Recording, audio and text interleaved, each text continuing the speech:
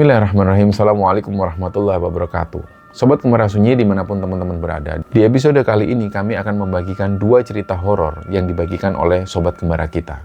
Sebelum kita masuk ke ceritanya, untuk teman-teman yang nonton tayangan ini dan belum subscribe, jangan lupa untuk subscribe lebih dulu agar channel Kembara Sunyi ini lebih berkembang lagi dan kami lebih bersemangat lagi dalam membuat konten-konten terbaru di Kembara Sunyi. Dan untuk teman-teman yang telah mendukung kami sejauh ini, kami mengucapkan terima kasih banyak. Semoga amal kebaikan teman-teman dibalas kebaikan berlipat oleh Allah Subhanahu wa Ta'ala.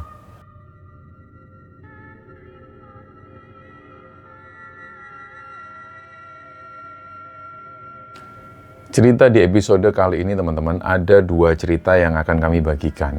Untuk cerita yang pertama ini, karena cerita ini dibagikan oleh Sobat Kembara yang beliau merupakan seorang pelaut dan saat ini mungkin sedang bertugas di tengah lautan. Jadi kami mau menyapa dulu teman-teman yang sedang mendengarkan cerita Kembara Sunyi di tengah laut sana. Semoga teman-teman selalu diberi keselamatan dan kelancaran dalam bertugas. Dan semoga dimudahkan dalam segala urusan dan dihindarkan dari mara bahaya. Nah, untuk cerita yang pertama di episode kali ini, ceritanya dibagikan oleh Sobat Kembara yang bernama Yazid, atau beliau ini sering juga dipanggil dengan panggilan Sapril. Yazid ini adalah nama samaran. Beliau aslinya berasal dari daerah Nganjuk, Jawa Timur. Profesi Mas Yazid ini adalah seorang pelaut. Beliau kerja di dunia pelayaran dan ketika cerita ini dibagikan, Mas Yazid mengaku sudah hampir 8 tahun mengabdi dan bekerja di atas kapal. Dan alhamdulillah 4 tahun belakangan ini, Mas Yazid itu selalu dapat kontrak kerja untuk berlayar di rute-rute luar negeri. Nah, jadi Mas Yazid ini mau membagikan pengalaman mistis yang waktu itu sempat mengancam nyawanya. Jadi hampir meninggal Mas Yazid ini. Dan ini adalah sebuah pengalaman nyata tentang teror di atas kapal yang berhantu. Dan peristiwa ini terjadi di tahun 2020. Ceritanya waktu itu Mas Yazid ini dapat tugas ngambil sebuah kapal bekas. Dan kapal bekas ini bukan kapal sembarangan. Kapal ini itu aslinya sudah beroperasi lama sekali. Ketika awal-awal serah terima kapal itu, kru dari kapal yang lama yang mayoritas adalah orang-orang dari Cina, mereka sudah siap-siap turun. Dan pas proses serah terima, Mas Yazid itu keliling. Dia ngecek kondisi kapal bersama teman-temannya. Dia lihat waktu itu di banyak sudut di kapal itu, ini ada banyak sesajen. Nah, sajen-sajen ini itu mulai dari palka, anjungan, sampai ke lorong-lorong mesin. Dan bentuk sajennya itu macam-macam, tapi sajennya ini jelas beda banget wujudnya dengan sajen yang biasa kita lihat di Indonesia. Mas Yazid waktu itu sempat nanya ke kru kapal yang lama. Ya, kita bahasakan dengan bahasa sehari-hari, ya dia tanya, "Mister, ini buat apa kok banyak ditaruh ginian, Mister?" Nah, di situ salah satu kru yang lama di kapal tersebut, dia jawab dengan bahasa yang campuran. Intinya, kru ini bilang bahwa sajen-sajen ini itu sengaja ditaruh di sana untuk ngasih makan atau menghormati arwah orang-orang yang dulu pernah meninggal atau jadi korban kecelakaan tragis di kapal tersebut. Mas Yazid di situ nggak tahu harus ngomong apa. Ya, ada memang sempat merinding ketika mendengar jawaban itu, tapi ya dia mau jawab apa lagi. Akhirnya sebelum kru-kru yang lama itu turun dan meninggalkan kapal tersebut, mereka sempat pesan, "Minta tolong ya tadi yang ditanyakan soal sajen itu. Jadi kita itu punya kebiasaan ngasih sajen dan dupa. Itu harus tetap dijaga. Jangan sampai sajennya itu dibuang. Kalau kalian nggak menjaga tradisi ini, nanti bakal ada hal-hal aneh yang terjadi di kapal ini." Tapi ya namanya juga kru baru yang budayanya beda sekali dengan budaya mereka. Pesan itu akhirnya cuma dianggap angin lalu. Jadi nggak terlalu dianggap serius waktu itu. Dan setelah kru yang lama ini turun semua, kru orang-orang Indonesia ini mulai naik, mereka membawa barang bawaan mereka untuk bekal selama 1 kontrak pelayaran. Singkatnya, keesokan harinya itu, kru yang baru ini itu keliling. Mereka setelah keliling itu mereka melakukan meeting. Nah, di sini supervisor kapal langsung bagi tugas. Perintah pertama, kapal harus dibersihkan secara total atau difumigasi. Tujuannya untuk menghilangkan virus atau bakteri kotor bawaan dari kru yang lama. Dan proses pembersihan ini akhirnya pun dimulai. Selama 1 minggu pertama itu ya mereka membersihkan kapal. Alhamdulillah suasananya masih aman waktu itu. Nggak ada kejadian-kejadian aneh, nggak ada hal-hal yang nggak wajar. Nah, Waktu itu karena posisi kapal ini juga masih bersandar di area docking atau tempat perbaikan kapal, jadi ya mereka nggak mengalami kejadian yang ganjil. Mesin utama pun juga belum dinyalakan. Dan waktu itu kru kebersihan kapal ini sempat risih dengan sajen-sajen tersebut. Pokoknya sajen ini saking banyaknya, jadi kelihatannya itu kayak sampah yang berserakan. Dan karena sudah jadi sampah yang seperti itu, kayak sampah yang berserakan dan menumpuk, akhirnya semua sajen dan juga dupa-dupa peninggalan dari kru orang-orang Cina itu dibuang. Ini nggak tahu apakah ada kaitannya atau enggak setelah mereka membuang sajen tersebut, tapi sejak sajen-sajen ini dibersihkan secara total, hawa di kapal itu jadi aneh. Terus ada kejadian mistis yang dialami oleh para pekerja, tapi awalnya yang mengalami ini adalah kru pekerja darat. Waktu itu kejadiannya ini siang-siang, sekitar kurang lebih jam 11-an siang. Dari arah bawah kapal, itu terdengar ada seorang pekerja darat ini yang teriak-teriak histeris, dia minta tolong. Pekerja ini intinya panik, dia manggil semua kru kapal, tolong, tolong.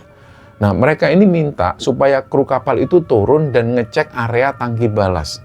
Tangki balas itu tangki air untuk penyeimbang kapal. Nah, pekerja darat yang waktu itu lagi ngelas pipa di dalam tangki tersebut itu cerita. Dan waktu itu dia cerita dengan posisi ketakutan. Kata si tukang las ini, pas dia ngelas pipa itu tiba-tiba dia dengar ada suara perempuan teriak-teriak. Padahal dia sendirian. Dan memang kalau dipikir secara logika, nggak mungkin ada perempuan di area galangan kapal. Kru kapal yang sempat turun, ngecek langsung ke dalam tangki, ini mereka sudah memastikan di dalam kondisinya aman. Nggak ada suara perempuan dan nggak ada siapapun di situ. Akhirnya kru kapal ini cuma menyimpulkan mungkin si tukang las itu mungkin pas lagi capek, terus dia mungkin berhalusinasi atau ya kurang fokus saja.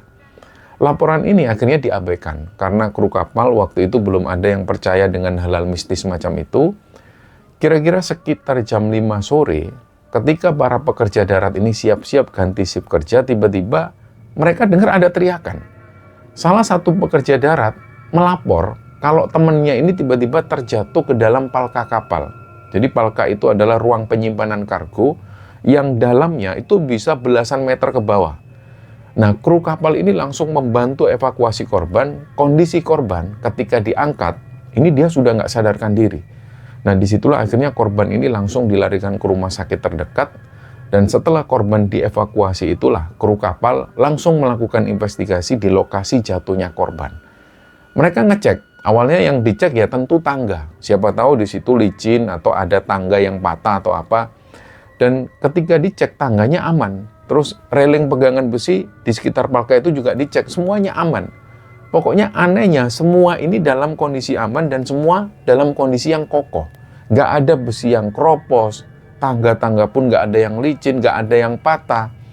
Dan karena penasaran, teman korban yang waktu itu ngelihat langsung kejadian ini, itu dipanggil, dia dimintain keterangan. Akhirnya di sini teman korban ini cerita, dia bilang jatuhnya itu aneh banget ya mas. Kalau orang kepleset itu kan biasanya badannya langsung otomatis refleks kayak nyari pegangan ke arah tangga lah. Ini enggak, teman saya ini enggak. Badannya itu jatuh seolah-olah dia ini kayak ada yang dorong dari belakang. Makanya dia langsung jatuhnya itu nyungsep ke bawah dan sama sekali dia nggak sempat pegangan tangga. Dan ketika mendengar kesaksian itu, pihak kapal ya mau nggak mau ya mereka harus menyadari hal itu, mereka memaklumi, tapi pada akhirnya ya mereka nutup mata. Mereka mikir jangan-jangan ini cuma akal-akalan atau karangan dari pihak pekerja supaya mereka bisa dapat duit ganti rugi. Dan kejadian aneh ini nggak berhenti di pekerja darat saja. Giliran kru kapal sendiri ini yang mulai merasakan beberapa teror-teror atau kejadian yang aneh. Pokoknya kejadian kedua itu dialami langsung oleh kru kapal yang tugasnya ini sebagai jurumudi. Kita sebut saja namanya Mas Abdi. Nah ceritanya malam itu, Mas Abdi ini kebagian jadwal jaga malam. Shiftnya Mas Abdi itu dari jam 8 malam sampai jam 12 malam. Nah kira-kira sekitar jam 10-an malam, rutinitas dia itu mengharuskan dia untuk keliling ngecek seluruh kondisi kapal. Dan pengecekan ini penting untuk memastikan bahwa nggak ada kabel-kabel yang koslet atau nggak ada barang-barang yang tertinggal yang nantinya ini bisa memicu kebakaran.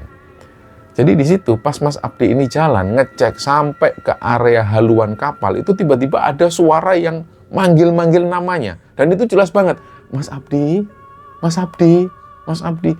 Awalnya itu dikira temennya yang usil, mungkin menirukan suara perempuan atau apa. Akhirnya Mas Abdi, dia jalan, dia nyari sumber suaranya. Ini siapa nih anak-anak ini yang gangguin aku? Dan anehnya suara panggilan itu ketika semakin didekati, ternyata arahnya itu dari atas mesin kren kapal. Nah disitulah baru Mas Abdi ini mulai agak bingung, dia mulai agak merinding. Dia mikir sekitar jam 10 malam lebih seperti ini, ya hampir jam 11. Ini mana ada kru yang kerja sampai naik-naik ke atas kren. Tapi karena dia terlanjur penasaran, Mas Abdi ini akhirnya mendongak ke atas dan dia teriak, "Halo bro, weh siapa itu bro? Ngapain kamu di situ malam-malam?" Tapi nggak ada jawaban sama sekali dari atas. Mas Abdi akhirnya ngecek bagian kapal yang lain, tapi pas dia jalan, tiba-tiba lagi dari arah atas kren itu, dia terdengar lagi suara yang manggil namanya, tapi waktu itu si perempuan ini kayak minta tolong, "Mas, tolong mas, mas minta tolong mas." Jadi Mas Abdi ini langsung cepet-cepetan naik ke atas kren, dan sebagai info, kren di kapal kargo itu ukurannya gede banget. Untuk bisa sampai ke kabin operator di atas itu harus manjat melewati 4 lantai anak tangga vertikal. Akhirnya Mas Abdi ini nyampe di atas kabin operator kren. Pas dia ngecek ke dalam kabin, ternyata nggak ada siapa-siapa di situ. Nah di titik itulah Abdi langsung benar-benar merinding. Dia langsung buru-buru nuruni tangga karena dia sudah tahu kalau ini nggak masuk akal. Ini bukan kelakuan manusia, ini pasti sosok makhluk halus. Dan dia pas turun, baru nyampe di lantai 1 kren, persis di pojokan dekat drum itu, dia ngelihat ada sosok perempuan di situ. Jadi perempuan ini rambutnya panjang, dia tuh duduk sambil nunduk di situ. Nah, disinilah Mas Abdi itu refleks langsung teriak-teriak ketakutan. Woi, tolong! Detik itu juga, dia langsung pingsan. Dengan posisi dia masih ada di atas kren. Dan alhamdulillahnya, untungnya, ketika Abdi ini pingsan, jatuhnya itu dia di area pijakan. Nggak sampai jatuh bablas ke lantai dasar. Karena ini kalau dia sampai jatuh ke dasar itu bisa dipastikan nyawanya nggak akan tertolong. Karena tingginya ini belasan meter. Jadi di situ Mas Abdi baru ditemukan beberapa jam kemudian oleh salah satu temennya yang namanya Mas Said. Nah waktu itu sudah sekitar jam 1 dini hari. Di sini waktunya Mas Said itu ganti shift jaga. Pas Mas Said itu nyampe di meja pos penjagaan, di situ dia ngelihat loh ini Mas Abdi kemana kok nggak ada di tempat. Akhirnya disitulah Mas Said ini coba kontak lewat HT-nya Mas Abdi. Itu dilakukan berkali-kali, tapi nggak ada jawaban juga. Akhirnya Mas Said keliling nyari Mas Abdi. Sekitar jam 1:30 dini hari, ketika Mas Said ini jalan barengan sama perwira kapal, mereka itu melewati area kren nomor 2. Sambil dia terus mencari keberadaan Mas Abdi lewat HT. Mas Abdi masuk mas. Disitulah mereka dengar ada suara kresek-kresek dari atas kren. Loh kok ada suara HT? Nah jangan-jangan itu HT-nya Mas Abdi yang ketinggalan. Disitulah Mas Said akhirnya manjat ke atas kren. Dan pas sampai di lantai 1 kren itulah Mas Said ngelihat Abdi ini sudah pingsan di situ.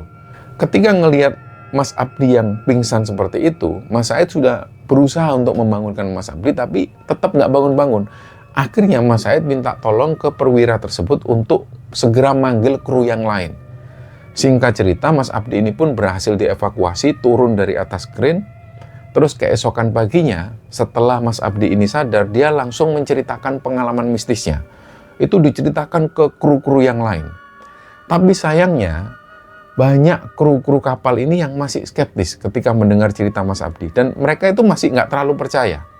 Mereka menyimpulkan mungkin Mas Abdi ini waktu itu lagi nggak enak badan. Sampai akhirnya ya dia lemes terus pingsan ketika di atas kren.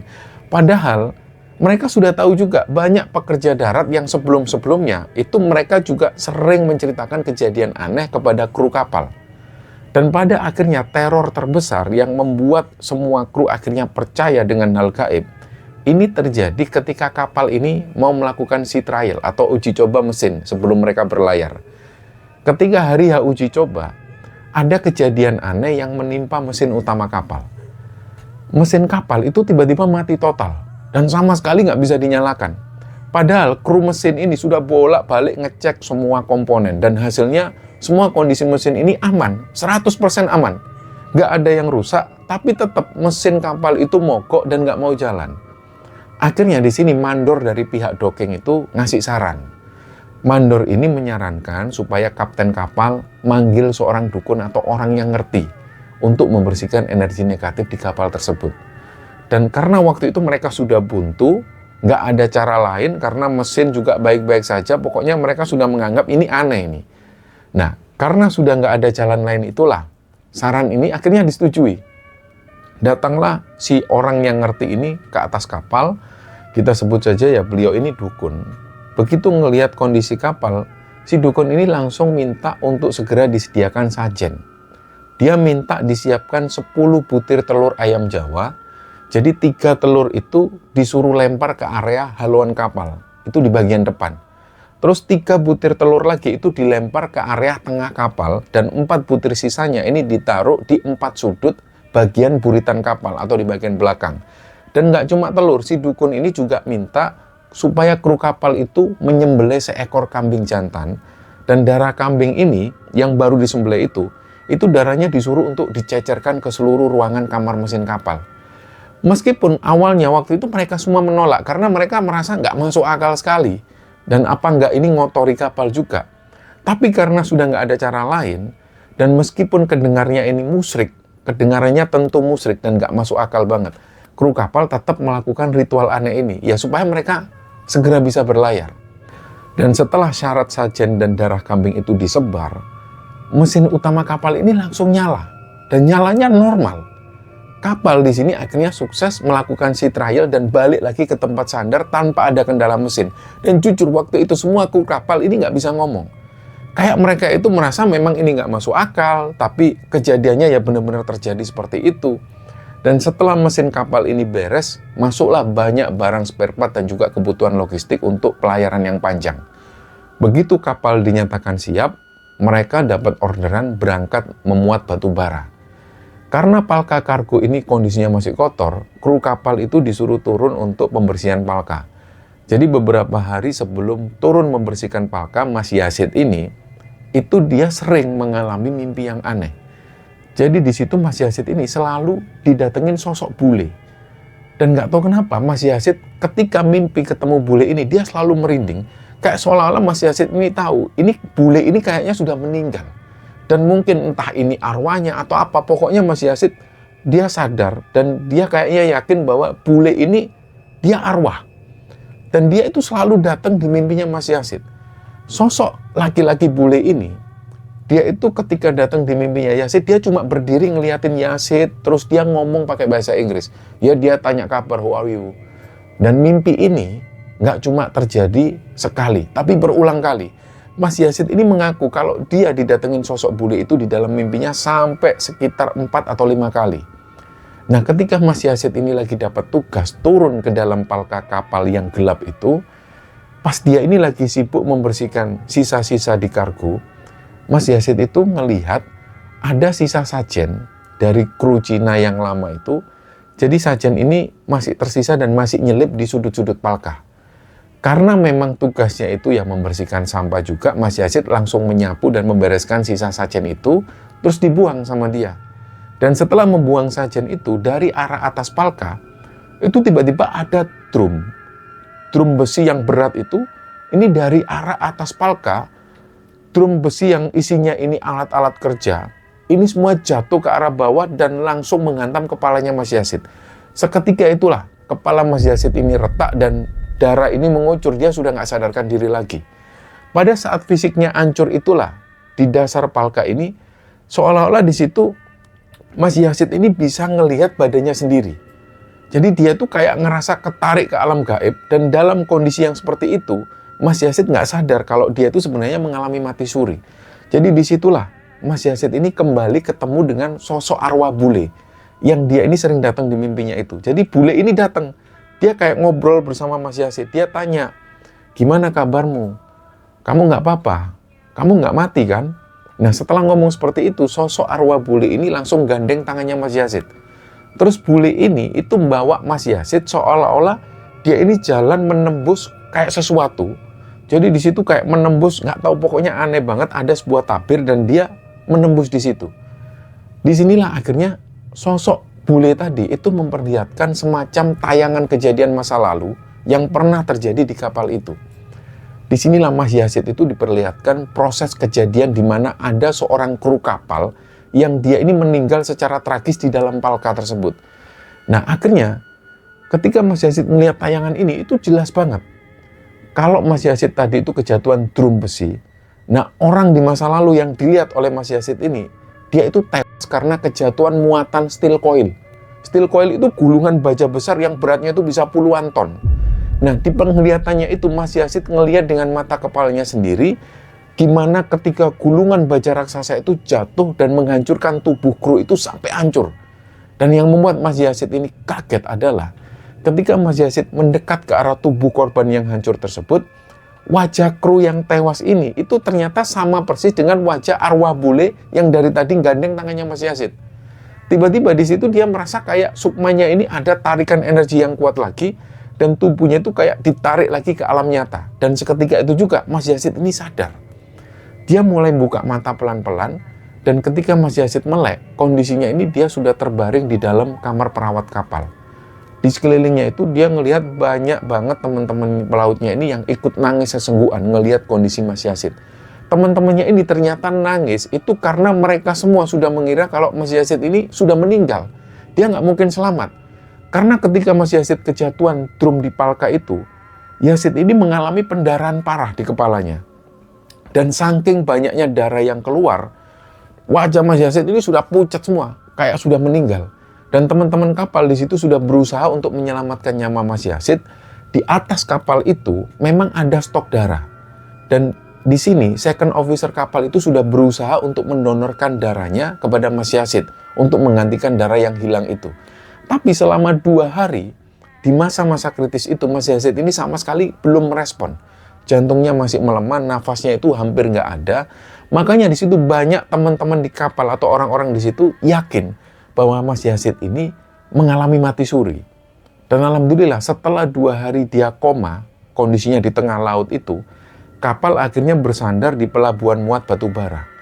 Mas Yazid yang waktu itu masih kritis, dia langsung dievakuasi, langsung dilarikan ke rumah sakit terdekat. Dan setelah diperiksa secara medis, kondisi Mas Yazid ini benar-benar parah. Dia mengalami geger otak akibat benturan drum besi itu. Dan yang lebih sedihnya lagi, telinga kiri Mas Yazid itu mengalami kerusakan gendang telinga secara permanen. Ya karena efek benturan tersebut. Terus meskipun harus melewati ujian yang nyaris merenggut nyawanya itu, Mas Yazid tetap bersyukur. Alhamdulillah Tuhan itu masih ngasih dia kesempatan hidup kedua. Walaupun memang pendengarnya itu nggak sesempurna dulu. Tapi Mas Yazid masih bisa terus bekerja sebagai pelaut. Dan bahkan sekarang beliau itu dapat posisi di perusahaan pelayaran yang jauh lebih baik. Dan di akhir cerita Mas Yazid ngasih pesan untuk kita semua, khususnya untuk sobat kembara yang kerjanya itu sering nomaden, pindah-pindah daerah. Mas Yazid bilang, apa yang menimpa dirinya ini mungkin adalah bentuk hukuman yang bisa dibilang bentuknya itu mistis. Karena ya dia kurang bisa menghormati adat istiadat dari pemilik kapal sebelumnya. Dan pesan Mas Yazid, kalau teman-teman ngelihat ada hal-hal mistis atau sajen di tempat-tempat baru, lebih baik izin dulu atau nanya ke orang lokal yang lebih paham sebelum bertindak, supaya nggak mengalami hal-hal yang ganjil. Dan Mas Yazid juga nitip salam untuk seluruh pelaut Indonesia dimanapun berada, karena niat utama bekerja adalah demi keluarga yang menunggu di rumah. Mas Yazid pesan supaya teman-teman pelaut ini selalu hati-hati. Usahakan untuk selalu berdoa sebelum memulai bekerja dan selalu memohon perlindungan setiap kali mau melakukan pekerjaan. Dan yang paling penting jangan pernah meremehkan perlengkapan safety first. Pakailah helm keselamatan dan perlengkapan keamanan lain setiap pada saat bertugas di lapangan. Dan pada saat membagikan ceritanya ini, Mas Yazid posisinya ada di Laut Cina. Kapalnya proses muat kargo produk baja untuk bahan dasar besi yang bakal dikirim menuju pelabuhan Jakarta. Dan cerita selanjutnya teman-teman, ini adalah sebuah cerita perjalanan mistis dari salah satu sobat kembara kita. Supaya lebih gampang dan enak nyeritainnya, kita sebut saja namanya Mas Bayu. Mas Bayu ini tinggal di Surabaya, di daerah Beratang Gede sana. Mungkin ada teman-teman yang juga berasal dari sana, silahkan komen di bawah. Beliau ini adalah seorang biker dan kebetulan aktif sebagai anggota klub motor lawas, yaitu klub motor Honda CB Surabaya. Nah, mungkin saat ini ada teman-teman klub dari Honda CB Surabaya yang nonton tayangan ini, atau mungkin ada teman-teman dari klub Honda CB di seluruh Indonesia. Silahkan komen di bawah, mungkin juga mengenal dengan Mas Bayu. Jadi cerita ini terjadi sekitar tahun 2014. Waktu itu ceritanya Mas Bayu ini dapat tugas mendadak dari kantornya. Dia diutus untuk keluar kota untuk melakukan survei pekerjaan di daerah Blitar, Jawa Timur. Dan karena jadwalnya itu lumayan padat dan survei itu harus dilakukan keesokan harinya, Mas Bayu berangkat malam itu juga. Dan tentu kendaraan yang dipakai ya motor kesayangannya itu, motor CB Mas Bayu ini, mesinnya itu sudah di-upgrade dan sudah dimodifikasi total persis kayak spesifikasi mesinnya Honda Tiger. Gigi transmisinya ini sudah 6 speed. Nah, singkatnya, berangkatlah Mas Bayu dari Surabaya itu sekitar jam 10 malam. Harapannya, kalau memang jalanan ini lancar dan dia kecepatannya itu stabil, insya Allah subuh dia sudah sampai di Blitar. Dan rute malam itu adalah jalur alternatif, yaitu melewati daerah Pare, di daerah Kediri sana, dan awal-awal perjalanan itu lancar. Tapi pas nyampe di daerah Desa Boko, di wilayah Kediri itu, tiba-tiba motornya ini mogok. Mesinnya mati total di tengah jalan, waktu itu sekitar jam 12 malam lebih. Akhirnya di situ Mas Bayu meminggirkan motornya dan dia turun langsung ngecek mesin. Nah, waktu itu yang dia fokus ini hanya mesin motornya. Dia sudah nggak mikir dia ada di mana, lokasinya di mana. Dia nggak ngecek lebih dulu. Yang dia cek adalah mesin motornya. Businya dicek lebih dulu dan kondisinya normal businya. Magnetnya juga dicek. Ternyata juga normal. Nah, setelah dicek beberapa waktu, ternyata bagian spool motornya inilah yang bermasalah. Dan di tengah malam yang seperti itu, apalagi posisinya ini dia sudah masuk di jalanan desa, dia mikir jelas sudah nggak ada bengkel motor yang buka. Apalagi suasana di desa itu sepi, nggak ada orang yang lalu lalang. Akhirnya Mas Bayu ini nelpon teman satu klubnya di Surabaya, namanya Mas Dodi. Dan disinilah sama Mas Dodi, Mas Bayu itu disarankan untuk segera menelpon sesepuh dari klub CB. Sekalian minta tolong juga bantu jaringan. Mungkin ada orang-orang klub CB yang tinggalnya di dekat sana. Nah, nama beliau ini adalah Pak Bianto, tapi anak-anak CB manggil beliau dengan sebutan Bakung. Bakung ini tinggalnya di daerah Pasuruan. Beliau ini adalah sosok yang dituakan di komunitas CB, tapi Bakung ini sekarang sudah meninggal dunia, teman-teman. Nah, singkat cerita, waktu itu Mas Bayu ini nelpon Bakung, kebetulan banget malam itu Bakung belum tidur. Beliau langsung menghubungi jaringan anak-anak klub CB daerah sana untuk segera meluncur bantu Mas Bayu ini. Dan gak lama, HP Mas Bayu ini bunyi. Ternyata yang nelpon adalah perwakilan anak CB di desa sekitar sana. Nah, di telepon itu dia tanya, ini posisinya di mana Mas? Sampean berhenti di mana? Biar gampang dilacak dan dijemput. Dan ketika dia ditanya posisinya, Mas Bayu akhirnya ngeliat daerah di sekelilingnya untuk nyari ancar-ancar, mungkin ada warung atau ada baliho, ada apa, dia noleh.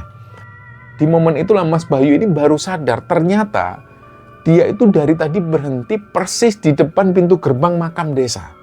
Dan penerangan di daerah sekitar makam itu juga minim. Dan pas dia ngelihat ke arah pintu gerbang makam itu, di arah dalam makam, di sela-sela pohon pisang itu ada sosok pocong di situ. Pocong ini berdiri dan kelihatan jelas banget. Akhirnya Mas Bayu langsung lari, dia mendorong motornya menjauh dari area makam itu. Setelah motor didorong sekitar 50-100 meteran, di situ dia menemukan sebuah perempatan kecil. Nah, di perempatan itulah dia nunggu anak-anak CB di desa tersebut. Gak lama dia nunggu di perempatan ini, datanglah 2 orang bawa motor CB. Mereka ini namanya Mas Aris dan Mas Yanto. Akhirnya di situ Mas Bayu langsung diajak dan dibawa ke rumahnya Mas Yanto. Nah, kebetulan Mas Yanto ini buka bengkel juga di rumahnya sendiri. Karena waktu itu sudah jam 2 dini hari, Mas Yanto bilang ke Mas Bayu, "Sudah Mas, istirahat aja dulu. Besok baru saya cek motornya." Dan akhirnya keesokan harinya karena semalaman itu Mas Bayu ini kecapean banget. Dia dorong motor juga. Mas Bayu baru kebangun itu sekitar jam 9-an. Ketika dia bangun dari tidur, dia langsung diajak Mas Yanto sarapan dulu. Dia sarapan nasi pecel di warung dekat bengkel, dan setelah sarapan, Mas Yanto mulai membongkar mesin motor CB-nya Mas Bayu ini. Nah, pas dibongkar itulah benar. Walah, benar Mas, ini spoolnya kebakar Mas. Akhirnya Mas Yanto itu meminjamkan spool dari motornya sendiri, terus dipasang di motornya Mas Bayu. Setelah mesin motornya nyala, mereka keasikan nongkrong, mereka ngobrol seputar motor CB, dan kebetulan bengkel Mas Yanto itu dijadikan semacam base camp tongkrongannya anak-anak CB di sekitar desa itu.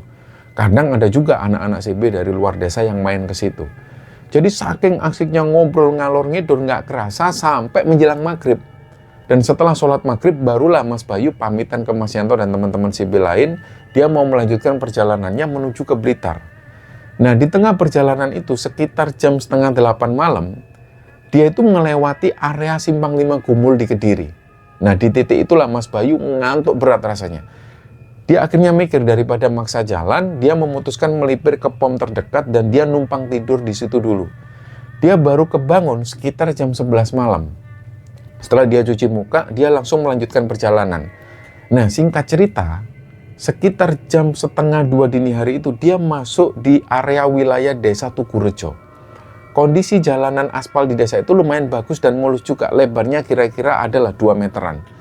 Malam itu juga kondisinya ini terang bulan. Jadi cahaya bulan purnama itu membantu penerangan jalan juga. Dan kecepatan motor Mas Bayu waktu itu santai, dia nggak ngebut juga. Di sepanjang jalanan itu suasananya sepi, sama sekali nggak ada satupun kendaraan yang lewat. Dan di kanan kiri ini cuma lahan kebun kosong. Nah pas baru melewati kontur jalan yang agak menikung, tiba-tiba dari arah tegalan itu, persisnya di sebelah kiri jalan, itu tiba-tiba muncul kayak cahaya putih. Dan cahayanya itu terang banget, saking terangnya, kepala Mas Bayu itu langsung noleh ke arah kiri, ke arah cahaya itu. Awalnya dia sempat batin dalam hati, dia heran juga, ini cahaya apa, sinar apa kok kayak gini. Nah, nggak lama kemudian dia memperhatikan di arah jalan, tiba-tiba di depannya itu muncul kayak bongkahan balok es batu raksasa. Jadi bongkahan batu, tapi bentuknya itu kayak es batu tapi besar. Dan karena jaraknya sudah deket banget, ketika es batu ini muncul, dia sama sekali nggak sempat ngerem. Akhirnya motornya nabrak benda yang misterius ini. Ketika motornya nabrak itu, Mas Bayu itu sempat terpental jauh banget. Dan ini adalah pengalaman aneh yang dirasakan oleh Mas Bayu. Ketika dia terlempar itu, dia itu masih melek. Jadi dia itu masih sadar. Ketika dia jatuh, dia itu kayak melayang, kayak terlempar. Terus dia ini jatuh persis di bawah pohon nangka. Yang ketika dia noleh, ternyata pohon nangka itu ada di halaman rumah penduduk. Disitulah yang Mas Bayu rasakan baunya nyeri. Sepersekian detik kemudian, tiba-tiba motornya ini nabrak dia sendiri. Nah disitulah Bayu mikir, loh kok bisa pas aku jatuh, motorku itu masih jalan. Akhirnya nabrak dia sendiri. Dia mikirnya perasaan dia itu tadi nabrak kayak batu besar. Seharusnya motornya itu tadi kan berhenti, karena dia sempat terlempar. Tapi itu enggak. Mas Bayu terlempar dan motornya ini ikut jalan terus nabrak dia sendiri. Disitulah badannya benar-benar hancur. Tapi di situ Mas Bayu ini masih menahan rasa sakitnya. Nggak lama kemudian mungkin saking kencengnya suara benturan tadi, pemilik rumah ini keluar. Di situ ada ibu-ibu dan bapak-bapak. Si ibu-ibu ini nanya, loh Mas, sampean ini kenapa? Nah ibu-ibu ini tentu kaget kok tiba-tiba ada orang yang tergeletak di bawah pohon nangka di depan rumahnya. Nah Mas Bayu jawab di situ, saya ini jatuh Bu, kecelakaan. Loh, sampean ini ditabrak ta? Kamu itu ditabrak ta Mas? Enggak Bu, saya itu tadi di sana nabrak batu besar. Di jalan tadi itu loh Bu, terus saya itu kelempar ke sini. Saya nggak tahu kok bisa saya kelempar terus tiba-tiba ada di halaman rumahnya Ibu. Loh sampean dari mana Mas? Saya dari Surabaya Bu, ini saya mau jalan ke daerah Blitar. Nah si ibu-ibu tuh langsung kayak heran, geleng-geleng kepala. Walah Mas, sampean itu loh kok berani lewat sini malam-malam. Orang sini aja nggak berani lewat sini malam-malam. Ya sudah, akhirnya di situ si ibu-ibu ini dibantu dengan suaminya langsung nolongin Mas Bayu. Mereka membaringkan Mas Bayu di kursi kayu panjang. Terus pagi harinya, sekitar jam 6 pagi, Mas Bayu yang waktu itu kondisinya sudah agak enakan, dia kembali nelpon Bakung. Dia cerita, dia lapor kejadian semalam yang menimpa dia, terus dia minta tolong lagi supaya dihubungkan dengan anak-anak CB di daerah sana untuk dijemput. Nah Mas Bayu yang kondisi badannya masih kacau parah, apalagi baunya masih linu-linu, dia masih penasaran, dia pengen ngecek ke lokasi dia kecelakaan tadi. Dia mikirnya, dia ini nabrak apa kok sampai dia terlempar jauh seperti itu. Dia jalan pelan, ternyata dari titik aspal pertama kali dia nabrak kayak bongkahan es itu, sampai ke titik pekarangan di bawah pohon nangka ketika Mas jatuh terjatuh, itu nggak ada apa-apa. Dan kalau diukur itu jaraknya sekitar 200 meteran. Artinya di situ Mas Bayu ini terlempar sekitar 200 meteran. Dan ini benar-benar nggak masuk akal. Sampai-sampai ibu-ibu penghuni rumah dan suaminya itu juga ikut ngecek. Dan di aspal itu memang kayak ada bekas lecet dari motornya Mas Bayu. Jadi si bapak dan ibu-ibu itu juga heran. Lah yo Bu, motornya itu jatuh di sini, Mas ini terlempar sampai ke rumah kita. Jaraknya loh lumayan jauh. Akhirnya di situ mereka bertiga nyari bongkahan es balok raksasa atau batu lah yang ditabrak Mas Bayu semalam. Karena di situ Mas Bayu ngakunya dia kayak nabrak sesuatu yang besar. Jadi dicari, ternyata nggak ada apa-apa. Dan kata ibunya, jalanan itu memang nggak ada batu sama sekali. Singkat cerita, siang sekitar jam 12-an itu 2 orang dari klub CB ini datang menyebut Mas Bayu. Mereka menanyakan kronologi kecelakaan dan juga kondisi motornya Mas Bayu. Ya Mas Bayu bilang, Mas coba Mas kamu cek motorku. Kayaknya velg depannya itu bengkok. Nah karena Mas Bayu mikirnya dia ini kan nabrak persis di area depan motornya. Dia mikirnya pasti ban depannya itu hancur. Atau bagian stang atau apalah, pasti hancur. Ketika dicek, ini semua kondisinya normal. Velg depan itu lurus, nggak penyok sama sekali, ban juga aman. Kalau secara logika, ketika tadi Mas Bayu motornya melaju, terus nabrak seperti balok raksasa, harusnya segitiga stang atau velg depan ini sudah ringsek parah. Dan karena bau Mas Bayu itu masih nyeri, akhirnya siang itu Mas Bayu itu dibonceng menuju ke tempat pijat alternatif di daerah sana. Motornya dibawa sama salah satu temannya. Pas ketika lagi diproses pijat oleh Pak Dukun alternatif di sana, Mas Bayu itu ditanya-tanya, sampai jatuh di mana Mas? Mas Bayu pun cerita semua kronologi kecelakaannya secara detail, dari mulai dia ngelihat cahaya putih, terus sampai dia merasa kayak nabrak balok es yang besar. Terus Pak Dukun ini ngomong, walah Mas, yang kamu tabrak itu sebenarnya gaman. Gaman itu pusaka gaib. Jadi si dukun ini bilang, coba pas kamu nabrak tadi itu kamu kembali, kamu cari. Pasti kamu dikasih. Atau kamu pasti diwarisi pusaka itu. Nah Mas Bayu bilang, walah saya nggak tahu Pak. Wong kondisi saya ini memang sudah parah. Saya itu jatuhnya jauh juga. Akhirnya setelah proses pengobatan itu beres, Mas Bayu dibawa lanjut menuju ke Blitar lagi. Dia istirahat total nginep di rumah salah satu anak klub CB di daerah Blitar sana. Nah, keesokan harinya karena kondisi Mas Bayu ini masih belum fit untuk bawa motor sendiri, akhirnya ada teman dari klub CB di Surabaya itu datang menjemput Mas Bayu ini bawa mobil. Dan setelah dijemput itu dia dipulangkan kembali ke Surabaya dan akhirnya tugas yang seharusnya dilakukan oleh Mas Bayu, survei tempat, ini nggak jadi dilakukan oleh Mas Bayu. Nah itulah teman-teman 2 cerita horor yang kami bagikan di episode ini dan semoga kisah ini menghibur teman-teman semua dan semoga kisah ini bisa kita ambil hikmah dan bisa kita ambil pelajaran di dalamnya. Mohon maaf jika ada salah-salah kata. Wassalamualaikum warahmatullahi wabarakatuh.